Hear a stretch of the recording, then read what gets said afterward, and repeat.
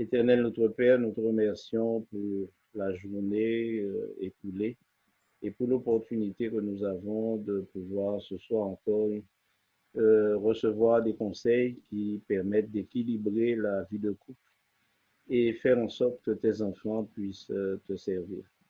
Nous te demandons de conduire ce moment d'échange et surtout permettre au terme de cette rencontre, nous puissions te glorifier et reconnaître ta grandeur.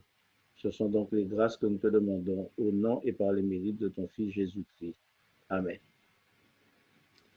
Eh bien, chers amis, après 2 semaines d'interruption, nous revoilà ensemble et nous espérons par euh, cet échange de ce soir, nous espérons que nous pourrons éventuellement recevoir d'autres conseils de la part de notre ami Michel Kenmoué. Bonsoir, comment ça va? Bonsoir, pasteur. Ça va bien? Et la famille? La famille se porte bien par la grâce de Dieu. Ça fait 2 semaines que nous n'avons pas eu d'émission et ce soir, nous venons pour compléter la série qui a commencé déjà depuis 2 à 3 mois. Nous venons compléter cette série avec un thème très intéressant puisqu'il s'agit de communiquer sur des sujets difficiles, sensibles dans le couple. Alors, quelles sont ces situations qui nécessitent une clarification dans la communication de couple et surtout concernant les sujets que l'on peut aborder et qui peuvent créer quelques nuisances dans la vie? Merci beaucoup, pasteur, pour une fois de plus cette opportunité. Je remercie tous les amis, les frères et sœurs qui sont connectés pour suivre avec nous ce programme. Avant de répondre à votre question, j'ai plutôt envie de tourner plutôt vers ceux avec qui nous sommes connectés pour savoir de leur point de vue, qu'est-ce qu'ils considèrent comme étant un sujet difficile, un sujet sensible. On peut avoir des exemples. Vous pouvez activer votre micro pour répondre ou bien répondre dans le chat et comme ça, on va regarder ça. Qu'est-ce qui, de votre avis, est un sujet difficile ou bien sensible pour lequel ça demande de d'utiliser des pincettes pour les aborder ou bien ça demande d'aborder cela avec beaucoup de minutie pour réussir l'expérience de la conversation. Quelqu'un a-t-il un avis, une proposition? Oui, alors j'espère que nous n'attendrons pas longtemps, mais la question est très claire. Qu'est-ce que l'on peut considérer comme sujet difficile et sensible dans le couple d'une manière générale? Voilà, j'ai reçu une première réaction, ce serait les finances, la sexualité aussi. Oui, certes, je suis Non, d'accord avec vous. qualité. Euh, Est-ce que la question concerne seulement les couples? Non. La question, c'est d'abord une question de communication entre une personne enfin, entre deux personnes. Voilà. OK, je vois les enfants. Voilà. On pourrait éventuellement Effectivement, dire l'éducation des que enfants, ça peut être. même si on est fiancé, cela peut être Bien sûr. élément qui oriente les questions. Est-ce Même qu'il si on y a... n'était pas fiancé, pasteur, même si on n'était pas fiancé, là où il y a deux personnes, il peut arriver qu'on soit dans l'obligation d'aborder un sujet difficile ou bien un sujet sensible. Ça peut y être maintenant sur le plan professionnel. Et cela nécessite que nous puissions savoir comment nous y prendre pour que, à l'issue de l'exercice de communication, que nos rapports puissent être préservés. Alors, merci pour les réactions où nous avons pu recenser effectivement des points assez importants que sont la sexualité, les finances, la question des enfants. À cette liste, on peut bien entendu ajouter beaucoup le comportement du partenaire ou bien le comportement de l'autre qui peut être pour lesquels on a le sentiment que cela est préjudiciable vis-à-vis de la vie de couple, et la liste peut être très longue. Même les loisirs, bien entendu, comme je vois. Donc, la liste, ça peut être long. Mais les sujets sur lesquels nous pouvons communiquer, effectivement, la liste est longue. Mais les sujets sensibles, il faut déjà que nous puissions commencer par définir, de notre point de vue, les sujets sensibles sont des sujets qui peuvent facilement, si on ne sait pas s'y prendre, donner lieu à des divisions, donner lieu à de profondes tensions. Ce sont des sujets où on y aborde en étant déjà très émotionnellement engagé, ou bien au moins l'un des partenaires peut facilement être très émotionnellement engagé. C'est des sujets aussi dont l'un au moins des partenaires y voit un enjeu particulièrement important. Et très souvent, dans la relation de couple, nous sommes à un moment ou à un autre, ou bien entre des collègues ou entre des amis, on est à un moment ou à un autre appelé à être confronté à la nécessité de pouvoir parler de sujets difficiles, de sujets sensibles, de sujets que nous savons que cela peut coûter non seulement la vie du couple ou bien la relation amicale qui a existé jusque-là. Ou, sous un autre point, ça peut être aussi une relation qui peut ouvrir la porte à un rapport beaucoup plus enrichissant. Donc, fondamentalement, un sujet sensible n'est pas forcément un sujet qui va conduire à la division ou bien comment je vais dire, à des tensions. C'est un sujet qui revêt en lui-même un fort potentiel, d'une part, de tension, mais aussi un fort potentiel d'enrichissement de la relation ou de couple ou bien d'amis. Donc, on est là au juste milieu dans la relation du couple, dans le sujet sensible. C'est que ça peut pencher d'un côté comme de l'autre. Ça peut pencher du côté où ça ruine soit partiellement ou définitivement la relation, ou du côté où ça permet d'enrichir les rapports entre les couples. Et donc, pour cela, notre objectif, alors que nous voulons l'aborder, c'est bien entendu d'échanger sur comment est-ce que nous pouvons aborder les sujets sensibles de manière à préserver, bien entendu, le rapport, si c'est une relation de couple, c'est-à-dire la convivialité dans la relation de couple, et aussi entre les amis, de manière à préserver notre amitié et continuer notre route. Alors, ce n'est pas évident de premier abord, non pas parce que nous ne savons pas parler des sujets sensibles, bien au contraire, c'est même les sujets pour lesquels nous parlons le plus souvent. C'est-à-dire que de tous les sujets pour lesquels nous sommes amenés à parler, très souvent, nous parlons beaucoup plus de sujets sensibles que d'autres types de sujets. La raison étant simple, c'est que les sujets étant sensibles, étant des sujets qui nous engagent émotionnellement, qui sont des sujets qui nous affectent sur des questions qui parfois nous affectent, nous n'avons pas de retenue, nous n'avons que peu de marge de manœuvre pour pouvoir nous empêcher d'en parler. Alors, parler régulièrement des sujets sensibles, tels que nous le faisons déjà, c'est une chose. Mais le grand défi dans le fait de communiquer sur les sujets sensibles, c'est comment gérer l'après. Et c'est, je pense, l'intérêt de notre rencontre de ce soir pour dire oui. On n'a même pas besoin de dire à quelqu'un ou de parler de sujets sensibles parce que parfois, quand la question nous ténaille, nous n'avons pas de choix que d'en parler. Et c'est ce que nous faisons très souvent. Nous parlons beaucoup de sujets sensibles. Mais la manière par laquelle nous parlons des sujets sensibles est probablement l'une des raisons pour lesquelles nous ne parvenons pas toujours à,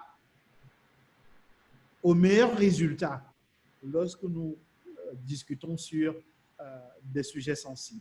Alors, Si on...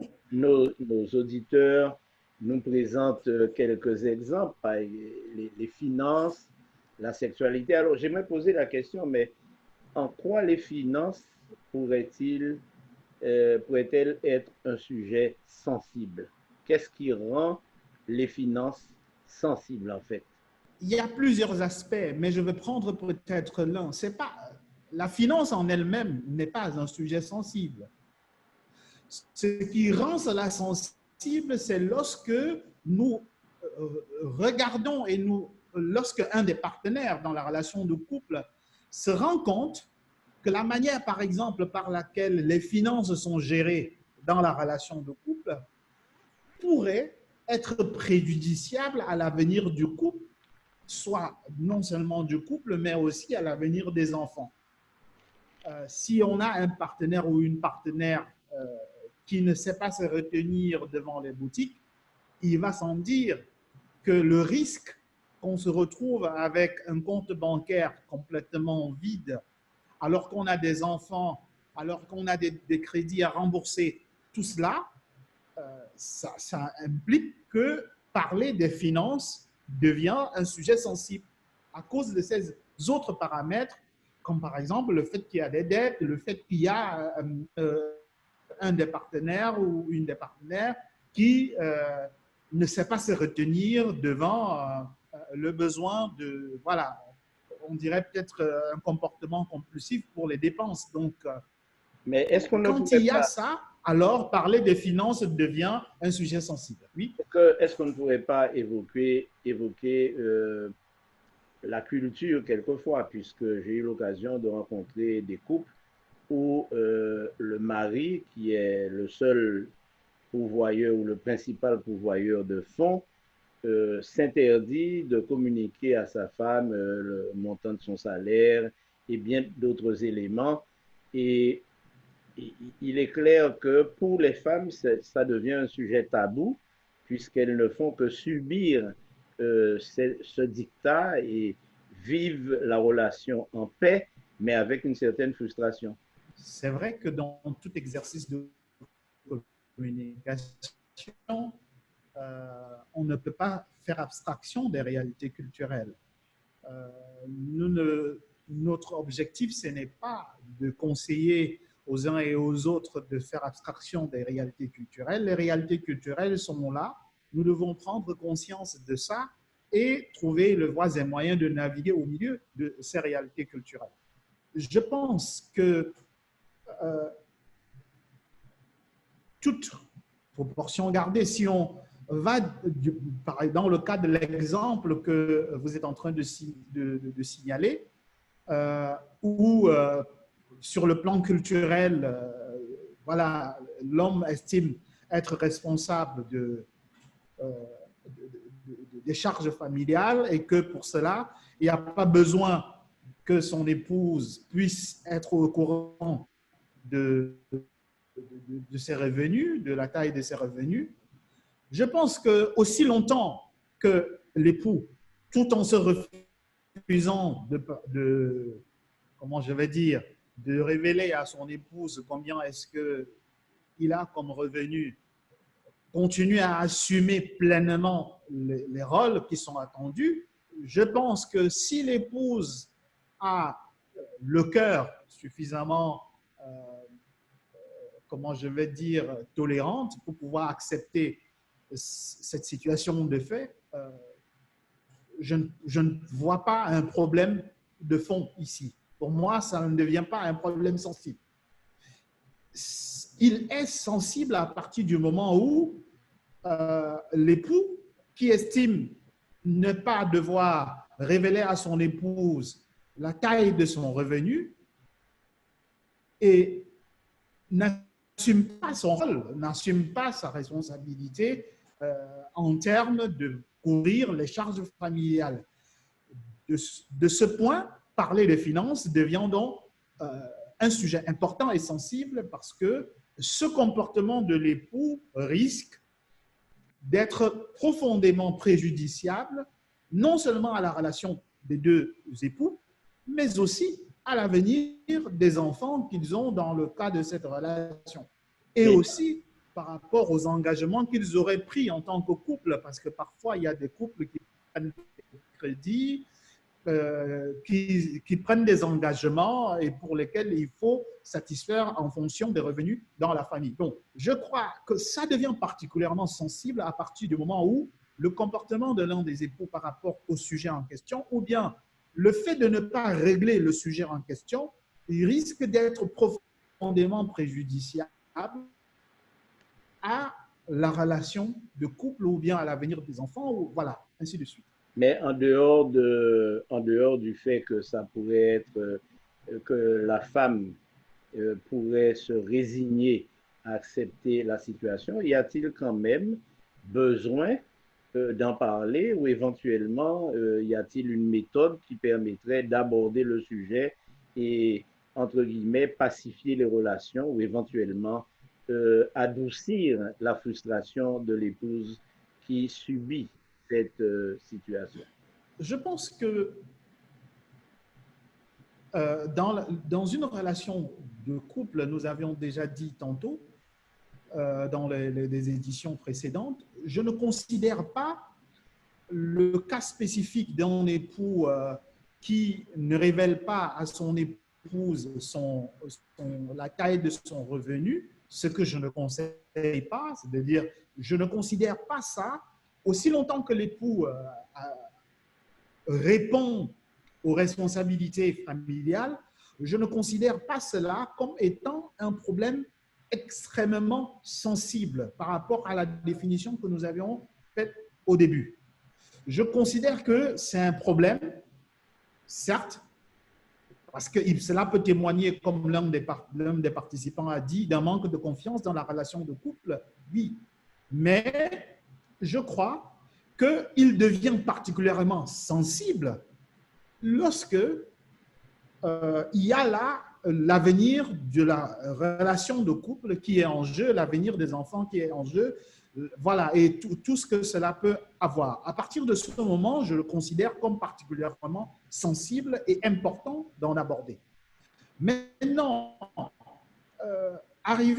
je crois que les partenaires doivent trouver les voies et moyens de pouvoir discuter de tous leurs sujets, avant de se marier et même après être marié. Et parmi ces sujets, il y a donc la question des finances. Et pour cela, nous avions dit que dans la manière d'aborder un sujet qu'on sait que cela peut être conflictuel, il faut y aller en exprimant son ressenti par rapport à la question. Si l'épouse estime que le fait que son mari ne lui révèle pas la taille de son revenu, que cela est pour elle une préoccupation, elle doit trouver l'occasion de pouvoir aborder son époux en utilisant les quelques outils que nous avions discutés lors des éditions précédentes pour pouvoir amener son époux à en parler. Maintenant, si elle arrive et elle se rend compte que son époux lui oppose plutôt un refus, alors elle se doit, comme nous avions dit, de pouvoir trouver, soit de remettre à plus tard, de trouver les voies et moyens de pouvoir amener son époux de manière progressive à aborder la question sans vouloir à ce que cela se fasse tout de suite. Parce que parfois, cela peut demander du temps pour un partenaire qui peut-être n'a pas de référence, peut-être dans le cas même de son éducation, ou bien de référence dans sa culture allant dans ce sens.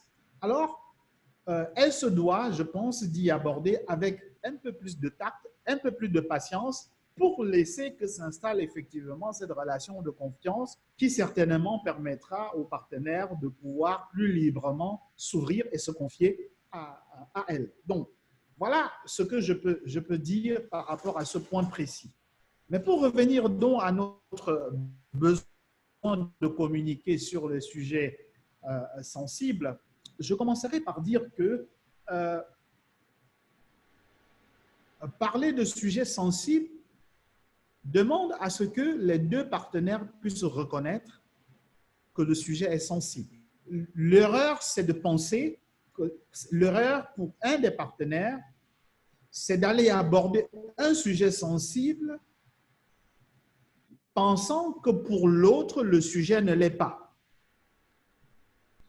Alors, ce qui peut arriver dans ce cas, c'est que l'autre puisse très mal prendre, parce que si on aborde avec beaucoup de légèreté un sujet que l'autre estime être particulièrement sensible, on risque de ne pas avoir en retour la réaction voulue pour permettre qu'il y ait une conversation constructive sur la question. Donc, l'on se doit d'abord savoir si le sujet est perçu par l'autre comme étant un sujet important, un sujet critique. Et lorsqu'on s'est assuré de ce que, voilà, on a amené l'autre à comprendre que le sujet est important pour soi et que pour cela, on aimerait que la conversation puisse être une conversation sérieuse sur la question, nous avions dit dans les éditions précédentes qu'il faut savoir choisir le moment, choisir le lieu pour pouvoir aborder des conversations lorsque le sujet est un sujet qui nous préoccupe tout particulièrement. La deuxième chose, en lien avec cela, c'est de ne pas oublier l'objectif. Lorsqu'on s'engage dans un exercice de conversation un sujet sensible, il faut clairement connaître quel est l'objectif que l'on a quand on s'engage dans cet exercice de conversation. Très souvent, ce à quoi on assiste, c'est que, par exemple, je prends l'exemple d'un partenaire qui apprend ou bien qui est au courant d'une information concernant son épouse, d'un comportement qu'il estime un comportement inacceptable. Et alors, il rentre peut-être à la maison et tout énervé et engage la conversation avec toute la colère. À notre sens, engager la conversation sur un sujet sensible avec toute la colère, on n'est pas dans un exercice de conversation, je pense plutôt on est dans un exercice de décharge. Pourquoi je parle de décharge? Parce que sous l'effet de la colère, le fait de pouvoir parler sous l'effet de la colère, on n'est pas en train de créer les conditions qui vont faire en sorte qu'il y ait un échange. C'est pour cela que la recommandation qui est faite par tous les spécialistes de la thérapie de famille, c'est plutôt d'opter pour un moment où on est calme, où on est prêt à parler du sujet sans y associer de la colère. C'est plus facile à dire qu'à faire, certes, mais c'est la condition pour pouvoir arriver à avoir un résultat positif de l'exercice de la communication. C'est dire que sous l'effet de la colère, nous ne pouvons pas engager un exercice de communication qui soit un exercice qui aboutisse à un résultat constructif. Ce n'est pas sûr. On peut peut-être y arriver, mais ce n'est pas sûr. Le conseil, c'est d'opter plutôt pour un moment où on a beaucoup de calme, où on a beaucoup de lucidité et qu'on invite l'autre à aussi, en sachant que l'autre est aussi dans cet état de calme pour pouvoir aborder le sujet sensible. Et pendant qu'on aborde le sujet sensible, je l'ai dit, il faut garder à l'esprit que l'objectif voulu, c'est d'arriver à une compréhension. Donc, il faut dès le départ se fixer quel est l'objectif. Si on revient à notre exemple de tout à l'heure où on pense qu'il y a un des partenaires qui est dépensier et que cela peut être préjudiciable à la vie du couple, l'objectif, à mon sens, c'est d'amener le partenaire, c'est-à-dire on peut se fixer des objectifs progressifs, hein, des objectifs qui soient graduels. C'est-à-dire que le premier niveau, peut-être, c'est d'amener le partenaire à se rendre compte que si il ou elle continue dans la même lancée d'utilisation des finances, alors les conséquences seraient telles pour la famille et qu'il est important de pouvoir prendre conscience de la mesure et de déjà engager un processus de changement d'attitude. Oui, mais dans le cas des finances, par exemple, lorsque le principe de base, c'est le manque de confiance dans l'autre, est-ce qu'il est possible d'engager une conversation sur un tel sujet lorsque pratiquement tout est dit à l'avance? Dire que le manque de confiance, dans quel sens est-ce qu'on parlerait de manque de confiance? Parce que peut-être que la construction de la confiance peut être, comment je vais dire, l'objectif principal qu'on veut atteindre au travers de la communication. Un exemple, à mon sens, il y a des hommes qui donnent à leurs femmes leur carte de crédit et s'attendent à ce qu'elles l'utilisent avec modération et avec conscience, avec sérieux. Et bon, quelquefois, ça ne pose aucun problème. Et ça peut être aussi au cœur d'une crise, au cœur d'une discussion qui peut aboutir à des résultats très négatifs. C'est dans ce sens que je pense que la confiance est un élément de départ. Oui, effectivement. Bon, peut-être je ne dirais pas que c'est un élément de départ. C'est dire que dans ce contexte que vous venez de signaler, il y a nécessité d'engager la conversation pour comprendre le pourquoi la partenaire ou le partenaire, parce que ça peut arriver dans les deux cas, hein, où c'est peut-être l'épouse qui donne à l'époux la carte de crédit pour faire des dépenses. Donc, ça peut arriver dans un cas comme dans l'autre. Donc, je crois, à mon sens, que le problème, ce n'est pas d'abord le problème de confiance. Le problème, c'est d'abord de comprendre pourquoi le partenaire ou la partenaire fait un mauvais usage de la carte de crédit. Et l'exercice de communication doit commencer par là pour une claire compréhension. Et dans cet exercice de la compréhension du pourquoi on aborde l'autre partenaire, autant pour moi, gère pas de la meilleure des manières la carte de crédit, il convient de pouvoir échanger avec le partenaire ou la partenaire pour trouver quelle est la meilleure méthode pour que demain, on puisse éviter de telles situations. L'exercice de confiance doit être un exercice progressif, c'est-à-dire qu'il faudrait ensemble arriver à trouver la solution. Il y a des personnes qui, elles ont beaucoup de difficultés à gérer les finances. Ce n'est pas dans la relation de couple que facilement elles vont pouvoir réussir. Pour cela, c'est de trouver la solution qui permette à la famille de continuer à avancer, même si cela suppose de retirer au partenaire ou à la partenaire la carte de crédit. Mais ça doit être le résultat d'un échange constructif qui permette de déterminer ensemble que la solution la plus objective pour le bien du foyer, pour le bien des enfants, est peut-être de retirer la carte de crédit et de trouver un autre mécanisme pour permettre à l'autre partenaire de continuer à faire des dépenses sans aller au-delà de ce qui peut être autorisé pour le mois ou, je ne sais pas, pour la semaine ou l'année. Donc, je crois que c'est de réfléchir ensemble sur des alternatives. Et cela demande de part et d'autre, comme nous avons dit depuis le début, sur l'exercice de la communication. La communication dans la relation de couple doit ne peut être possible que si les deux partenaires sont animés par la même volonté de trouver des solutions.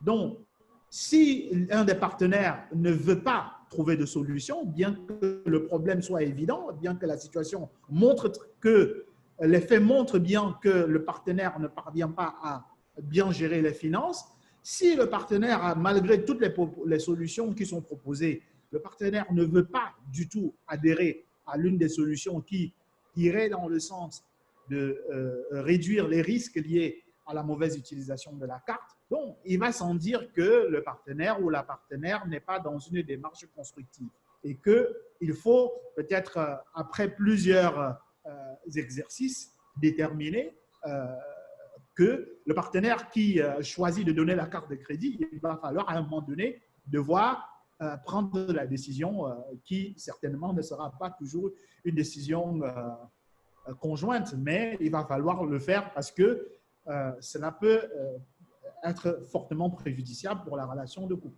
Mais alors, le mieux, c'est d'arriver à cette décision de manière collégiale.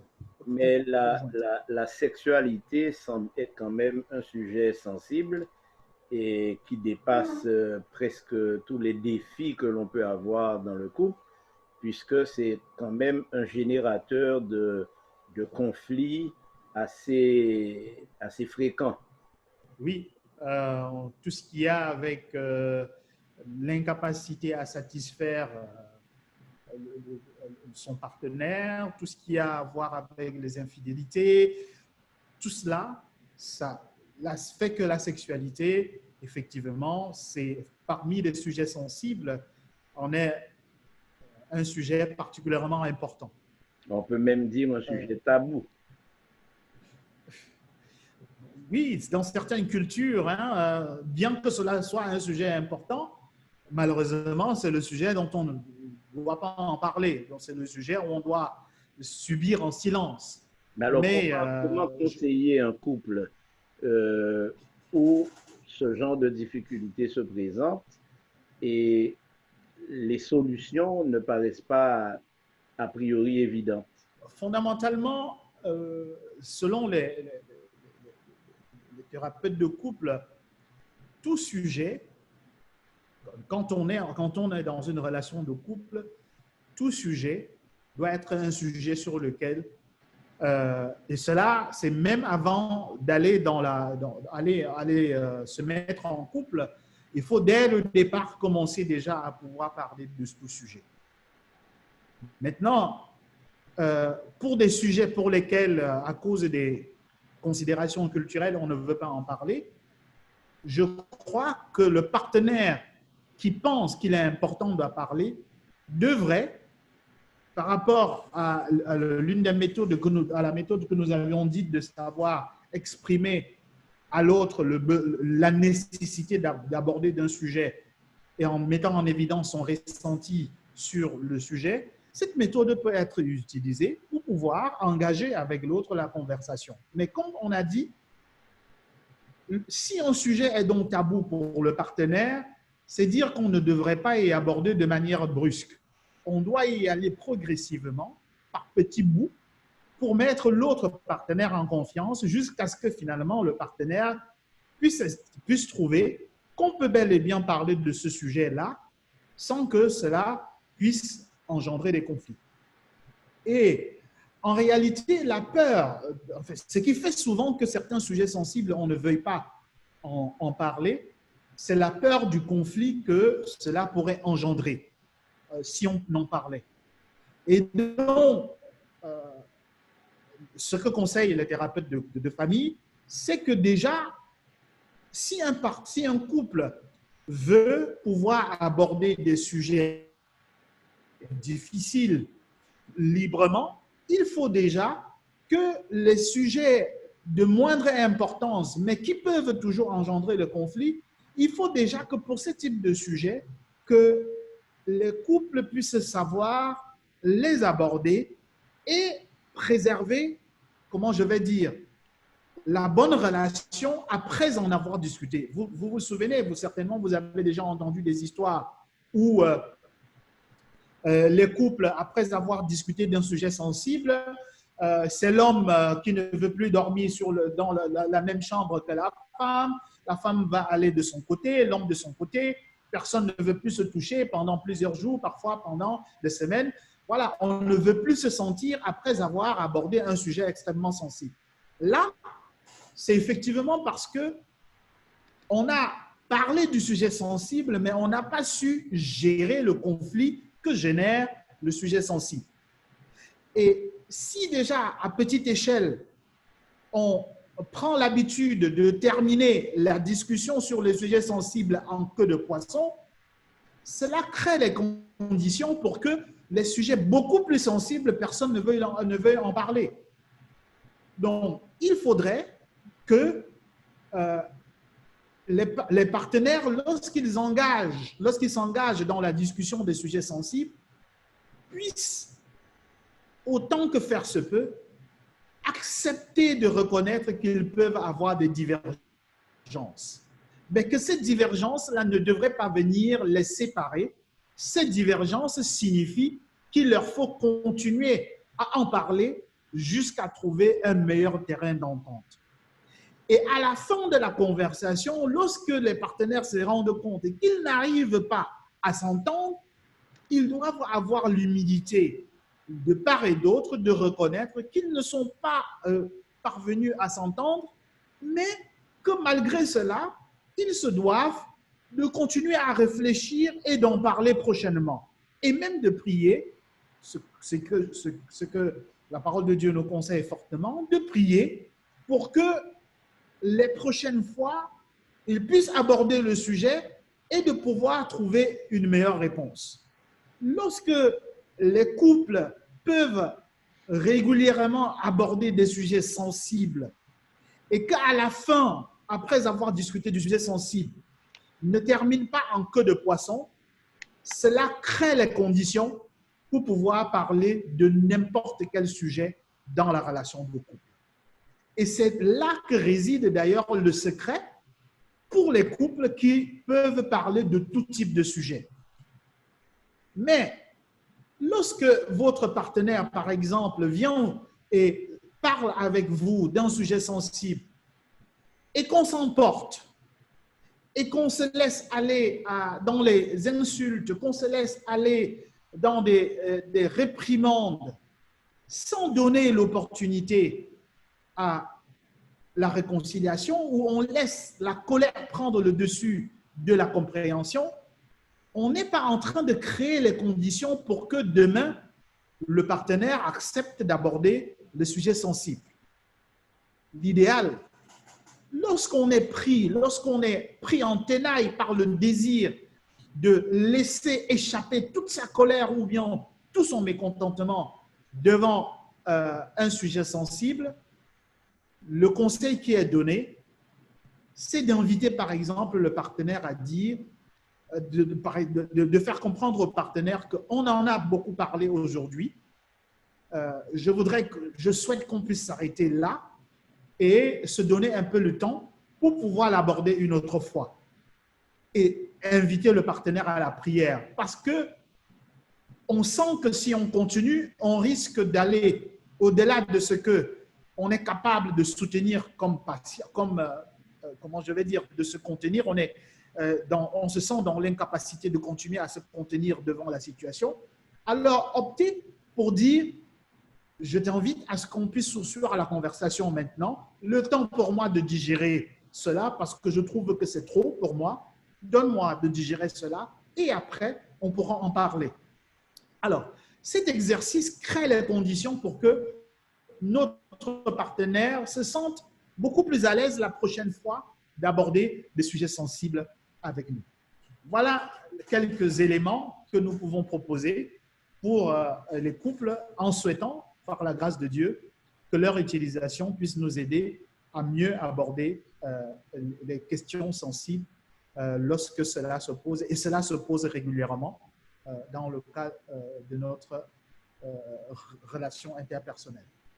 J'espère qu'il y a quand même des questions, qu'il y a certaines personnes qui voudraient introduire peut-être d'autres sujets que nous pourrions aborder. c'est le moment, s'il y en a qui veulent bien se prononcer. On a parlé des sujets sensibles, donc, qui pourraient venir de la sexualité ou des finances. Mais aujourd'hui, par exemple, l'éducation des enfants, ça peut être un sujet sensible ou la façon dont un parent va réagir par rapport au comportement de son enfant. Parfois, les parents ne s'entendent pas dans l'éducation de leur enfant. Donc, comment aborder ce genre de sujet? Est-ce qu'il y a une démarche particulière pour intervenir si on sent que son partenaire ne gère pas bien cette situation? Alors, merci Laurence pour la question. Ce que nous avons essayé de présenter ce soir ou cet après-midi, c'est selon le lieu où vous les écoutez, a été surtout de mettre en évidence les quelques principes qu'on peut utiliser pour aborder et communiquer sur des sujets sensibles. Et on peut l'appliquer aussi sur la question de l'éducation des enfants. Et vous avez entièrement raison de dire que c'est un sujet sensible. Je dirais, ça, de mon point de vue, cela fait partie des sujets très sensibles dans les couples.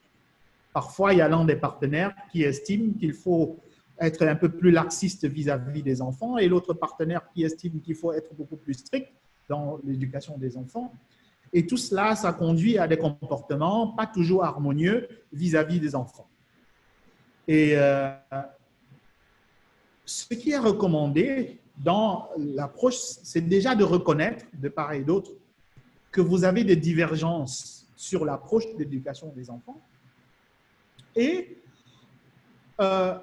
identifier clairement, c'est-à-dire qu'un exemple précis de situations pour lesquelles cette divergence a donné lieu à des comportements peut-être contradictoires ou bien à des comportements où l'enfant n'a pas su bien se retrouver, où les enfants n'ont pas su bien se retrouver, et d'en parler. C'est-à-dire éviter d'aborder la question de l'éducation des enfants de manière générale. Il faut toujours partir d'un exemple très précis avec les conséquences de cet exemple-là pour inviter l'autre à la conversation sur le comment est-ce qu'on peut ensemble trouver le juste milieu par rapport à la réaction ou bien par rapport au message à dire aux enfants ou par rapport à l'attitude à adopter vis-à-vis des enfants. L'erreur, c'est de ne pas généraliser. Parce qu'en généralisant, on fait passer un message qui n'est pas exact. Et en ce sens, on risque de se retrouver où on pense avoir communiqué, mais on a plutôt fait, comment je vais dire, on a plutôt mis en évidence son ressenti. En étant spécifique, si c'est en lien, par exemple, avec, je prends un exemple banal, où si l'un des partenaires estime que ce sont les enfants qui doivent ranger leur chambre et que l'autre estime que puisqu'il y a une ménagère à la maison, c'est à la ménagère de faire ce travail et que chaque partenaire a des bonnes raisons d'estimer que soit c'est à la ménagère ou bien que soit c'est les enfants qui ont déjà un certain âge qui doivent le faire, je pense qu'il faudrait aborder le sujet sur le rôle des enfants par rapport à l'ordre dans leur chambre et inviter le partenaire à pouvoir discuter de ce sujet précis. Et là, il s'agit d'exprimer pourquoi est-ce que moi, en tant que l'un des partenaires, estime que c'est peut-être la ménagère ou bien la ménagère qui doit faire ce travail, et ou si je suis de l'avis où c'est aux enfants de pouvoir faire ce travail, je dois inviter mon partenaire à une conversation sur ce sujet spécifique en clarifiant le fond de ma pensée et en invitant mon partenaire aussi à clarifier le fond de sa pensée. Et à l'issue de cela, échanger pour trouver le juste milieu, parce qu'après, on peut trouver qu'il y a des arguments justifiés de part et d'autre, et essayer ensemble de trouver le juste milieu de ce qu'il conviendrait de faire par rapport à cela. Et on peut y arriver à la première fois. Parfois, ça peut demander de revenir sur le sujet plusieurs fois jusqu'à ce qu'on soit parvenu à trouver le juste milieu de ce qui convient de faire passer comme message aux enfants. Voilà un peu ce que je peux dire comme élément de réponse à votre question, en espérant avoir donné des éléments qui peuvent être utiles dans ce cas. Alors, quel rôle joue le contrôle des émotions et aussi la pratique de l'humilité dans l'approche des questions difficiles et sensibles? Ça dépend. L'émotion, c'est particulièrement important. Exprimer son ressenti, c'est important. Mais la manière d'exprimer son ressenti peut être aussi contre-productive pour pouvoir parler des sujets sensibles. C'est pour cela, tantôt, dans l'exemple que nous avions pris, c'est que nous avions dit que si on exprime son ressenti par la colère, par des insultes, par des propos déplacés et tout cela, on est effectivement en train de déconstruire toute possibilité de solution par rapport au sujet difficile. Donc, savoir gérer ses émotions, c'est particulièrement important parce qu'il s'agit de créer les bases pour que demain, vous continuez encore à parler des difficiles.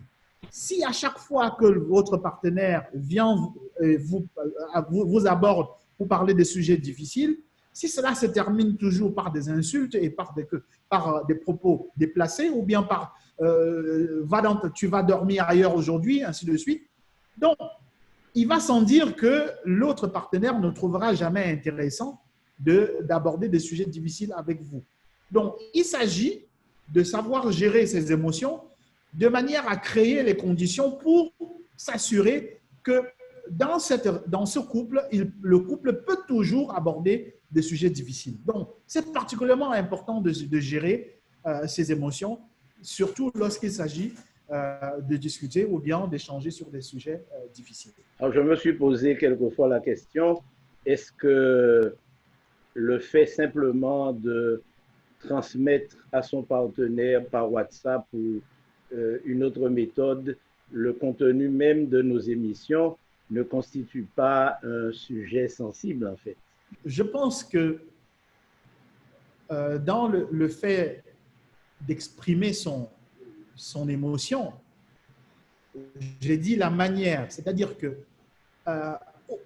on peut exprimer son ressenti devant une situation, effectivement, en écrivant.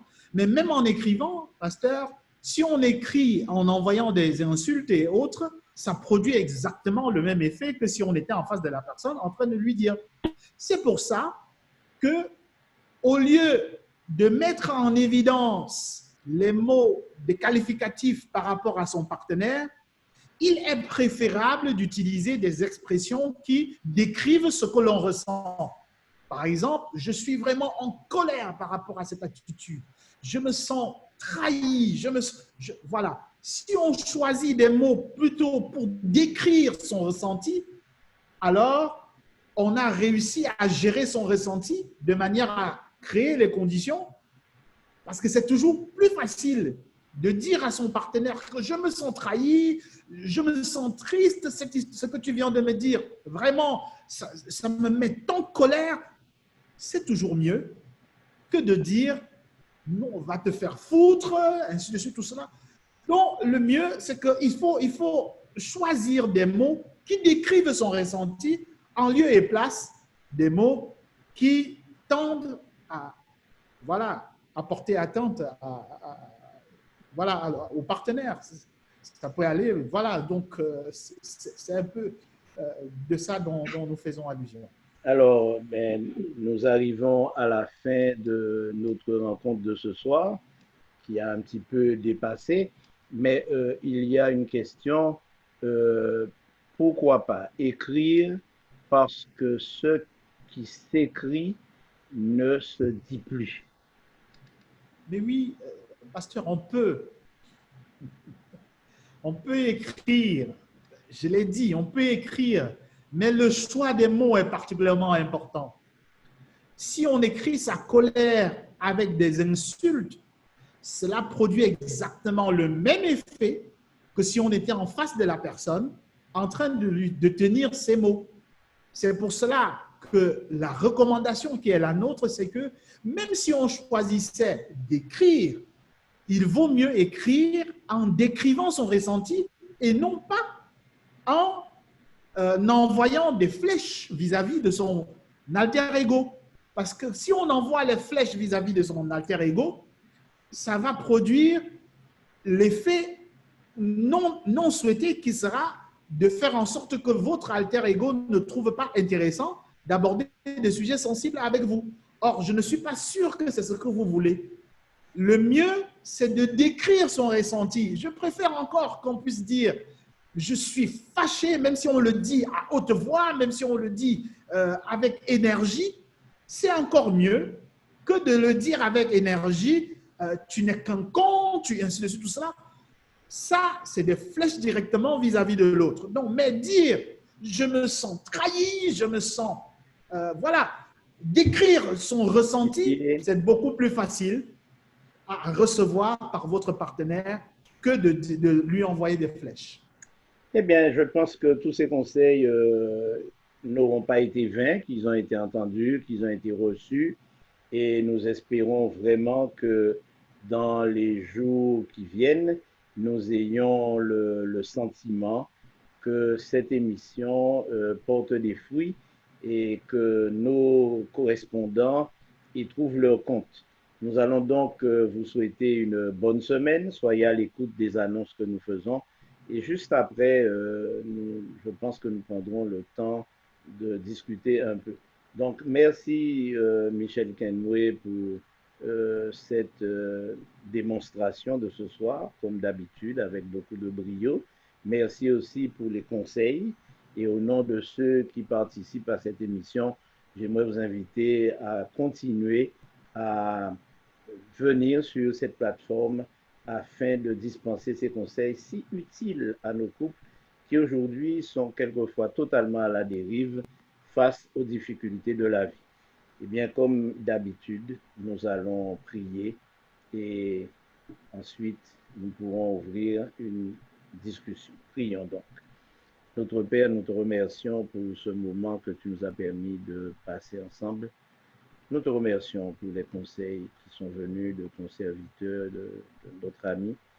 Nous te demandons aussi surtout de nous accorder ton Esprit Saint afin qu'il soit mis en pratique, qu'il soit reçu comme des conseils, que ce soit des directives qui sont orientées vers ceux qui en ont besoin et que par ta grâce, nous puissions avoir en retour des témoignages positifs de ce que ces conseils auront été utiles et auraient permis à certains de nos correspondants de retrouver la paix et la sérénité. Merci pour tout cela. Nous te le demandons au nom et par le mérite de ton Fils Jésus. Amen.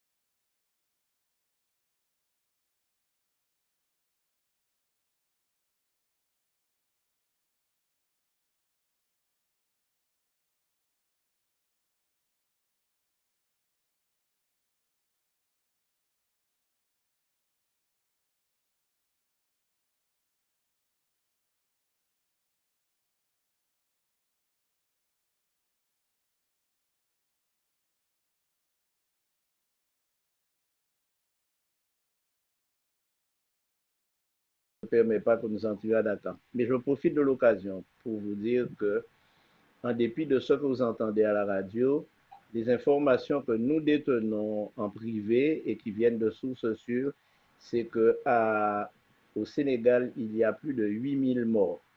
Et ça ne se dit pas officiellement. Et c'est peut-être l'une des raisons pour lesquelles l'Europe n'ouvre pas ses frontières à l'Afrique de l'Ouest pour l'instant, parce que au Mali, au Sénégal et dans d'autres régions d'Afrique de l'Ouest, le nombre de morts déclarés ne correspond pas à la réalité. Partout, en Guadeloupe aussi, ils te disent 200 cas quand il y en a 500 ou 600. C'est vrai. Et même en France. D'ailleurs, la France, à partir de demain, a décidé que le port du masque sera obligatoire partout. Alors, je me dis que si vraiment le virus est en train de se réchauffer, puisqu'on a parlé d'un ralentissement, le nombre de clusters augmente et en même temps, nous découvrons que les mesures deviennent de plus en plus drastiques et progressivement, nous allons vers un confinement. Alors, il y a un prophète qui a annoncé qu'à partir du mois de septembre, nous aurons une deuxième crise et au mois de novembre, nous serons face à une catastrophe internationale. Et j'ai reçu un message d'une sœur adventiste dont un pasteur que vous ne connaissiez pas, mais David Gates, aurait eu des visions et fait des songes dans lesquels il avait annoncé qu'au mois de mars, le monde serait confronté à une crise particulière. Et dans l'une de ses récentes visions, le mois de septembre et le mois de novembre sont 2 mois qui sont listés dans son calendrier pour alerter le monde de catastrophes qui sont en train d'arriver. Alors, oui, nous devons prier, beaucoup prier. Et en dépit de tout cela, ne pas nous laisser prendre ni surprendre. Mais il faut continuer à avoir la foi et confiance en Dieu. Hein? Voilà. Éternel, refuge. C'est ça. Voilà. Et nous allons vous parler jeudi des 3 dernières plaies, qui sont les 3 dernières vraiment, c'est-à-dire la 5e coupe, la 6e et la 7e. Mais je dois vous dire que quand je fais moi-même la comparaison entre les coupes, les sauts, les trompettes, nous sommes réellement arrivés à la 6e trompette et nous sommes à la fin du 6e saut. Donc, cela veut dire que nous ne sommes pas loin de voir les coupes se déverser. Et je signale que les coupes, c'est-à-dire les 7 derniers fléaux, ne sont pas encore en place. Dieu n'a pas encore lâché les vents. Les anges les retiennent encore. Mais pour combien de temps, je ne sais pas. Mais tout ce que je sais, c'est que lorsque nous allons voir arriver cette grande catastrophe maritime, grande catastrophe des fleuves et des sources d'eau, où la vie sera en train de disparaître dans ces milieux, où l'homme ne pourra pas s'abreuver normalement, à ce moment, mes amis, ce que la Bible nous dit, que le juste se justifie encore, que celui qui est saint se sanctifie encore, mais que celui qui est de l'autre côté, il saura désormais qu'il est de l'autre côté. Donc, nous n'avons pas à jouer avec ça. Nous devons faire très attention parce qu'il n'y aura pas de deuxième chance. Donc, donnons une chance au Seigneur et laissons-le agir et restons à sa disposition. OK. Bon, eh bien, je vous embrasse. J'avais déjà dit à jeudi. Donc, je vous Bisous, à bientôt tout le monde. Bonne nuit. À bientôt tout le monde. Seigneur vous Bisous. bénisse. Merci. Et à bientôt. Merci carrément. Bye Le bye. Seigneur te garde. Merci.